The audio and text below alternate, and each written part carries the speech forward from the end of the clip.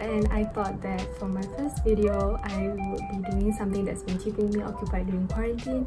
So today I decided to embroider my flamingo kanken backpack. I'm going to do a simple design of sunflowers inspired by these beautiful clay earrings that I got as a gift from a friend. So without further ado, let's get started! So I started out by picking my embroidery floss. I included 2 yellows and 2 greens, and then I used a pencil to just sketch out the main layout of my design so that it would be easier for me when I got started. It doesn't have to be super fancy, I just made something that was easy to look at and simple. I wanted to start out easy, so I used white embroidery floss to do the bumblebee's flight path. It took a lot longer than I expected because the material of the backpack was really thick and that caught me off guard, but once I got used to it, I think it's pretty doable.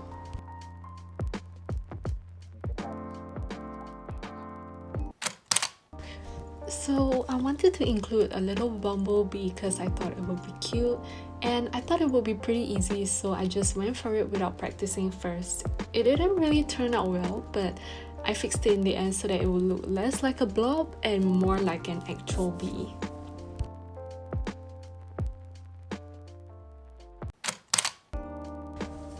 I started working on the sunflower stems with a backstitch and 2 different shades of green embroidery floss. Some of them actually came out slightly misshapen, which was a bummer, but I figured I could just hide it by adding leaves later on.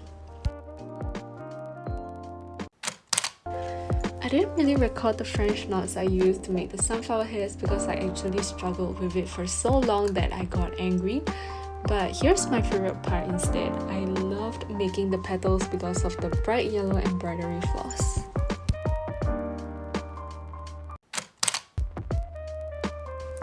I used the Lazy Daisy stitch for both the petals and the leaves and alternated between the light and dark green embroidery floss as I did with the petals so that it would look more colorful and interesting.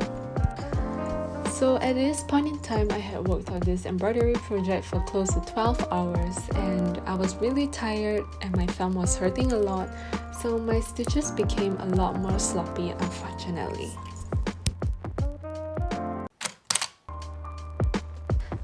I had some leftover yellow floss that I had already separated, so I put it into good use by adding some mini flowers near the top of the logo.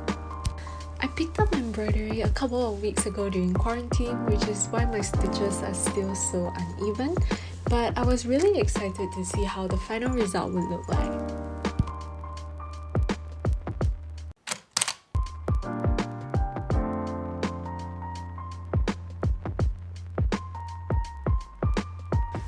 The last thing I did was sew my name at the bottom of the logo with the same white floss I used for the bumblebee's flight path. I wanted my backpack to be unique and personalized with my name. It wasn't the easiest part of the process, but I think it came out looking pretty okay. I definitely need to practice more with my embroidery though.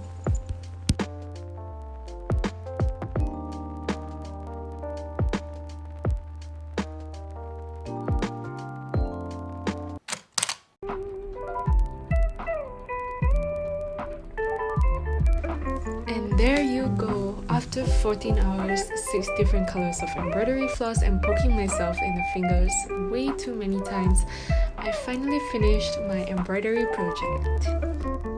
So 3 days and 14 hours later, I have finally finished destroying my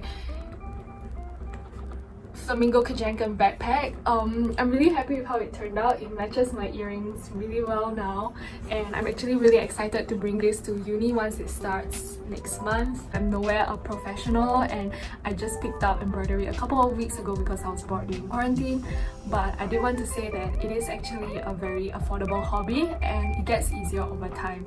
I did struggle a lot with it in the beginning because I didn't really know how to sew properly, and as you can see from some of my video clips, I am still not really good at it yet, but I did have a lot of fun working on this project and I'm kind of happy with the results, even though it's not really up to the standard that I was expecting yet. Thank you so much for watching and I will see you in my next video. Bye!